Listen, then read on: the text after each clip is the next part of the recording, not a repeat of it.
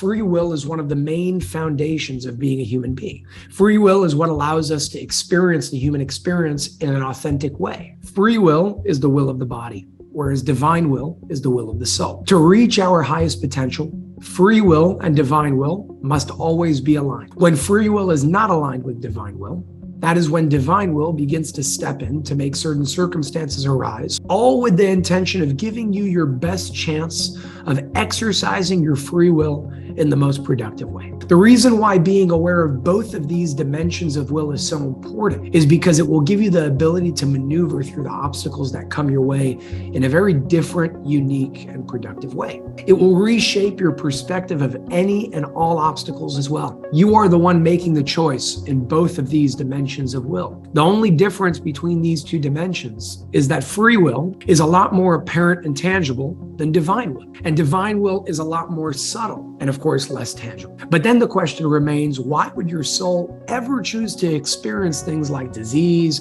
disabilities, or any other experience that we consider a tragedy? Always remember to understand such a hard subject. Nothing that happens to you is here to hurt you, because all is connected to the same divine source, and the divine source would never do anything to hurt itself.